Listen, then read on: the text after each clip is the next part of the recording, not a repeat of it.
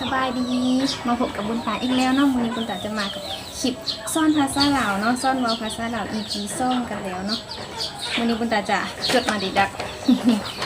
วันนี้เนาะบุญตาจะมาซ่อนคำทำอิฐเนาะก็คือคำว่าโดยหรือว่าเจ้าเนาะคำที่หนึ่งโดยหรือว่าเจ้าคำว่าโดยหรือว่าเจ้านี่ใช้เวลาเราตอบหับมันจะเห็นให้เราเป็นเบิ่งคือว่าเป็นคนมีมารยาทอยู่ในเนาะภาษาไทยจะเป็นค่ะหรือว่าครับค่ะหรือว่าครับเนาะก็ภาษาอังกฤษเป็น yes yes คำต่อไปนะคำที่สองเป็นคำว่าผู้ได้ไพ่เนาะคำว่าผู้ได้หรือว่าไพ่ผู้ได้หรือว่าไพ่กระไดเนาะอันนี้อยู่ในภาษาไทยมันใครเนาะภาษาอังกฤษมันคำที่สามเนาะคำที่สามมันจะมาซ่อนคำว่าปันเซา ปันเซาเนาะปันเซาภาษาไทยมันมื้อเช้าเนาะก็แปลว่าเรากินอาหารตอนเช้าเนาะคนลาวเขาจะเอิ้นว่าปันเซาเนาะใช้คำง่ายๆภาษาไทยจะเป็นมื้อเช้าส่วนภาษาอังกฤษนั้นจะเป็นคำว่า breakfast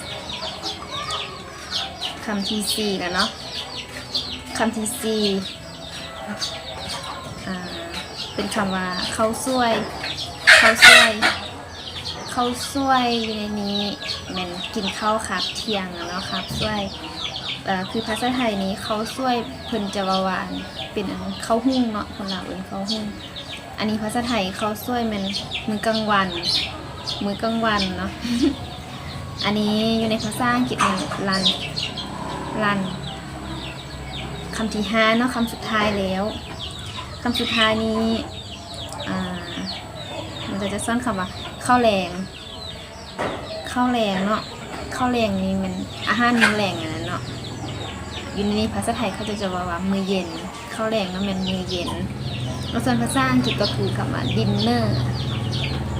หมดเนาะสำหรับคลิปซ่อนภาษาวันนี้มาไวๆสั้นๆเพราะว่าบุญตาจดมาเรียบร้อยน้องก็ได้คิดไม่ต้องคิดเนาะมีแต่ซ้ำนี้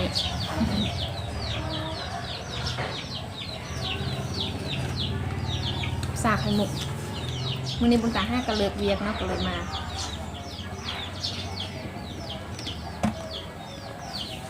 เฮ็ดคลิปซ่อนภาษาเนาะมาหอดนี้บุญตาก็ค่อยไปลาเพียงเท่านี้ก่อนเนาะพบกันใหม่ในคลิปซ่อนภาษา EP นะว่างว่าจะมี EP ถัดไปเนาะเพราะว่า EP ดาบุญตาลงไปก่อนหน้านี้เป็นคลิปซ่อนภาษาก็มีการตอบรับไล่สมควรนะแล้วก็เลยจัด EP 2มาให้เนาะก็ขอเพื่อนมักคลิปนี้ก็ให้กดไลค์เนาะแล้วก็กดติดตามกองคลิปเนาะ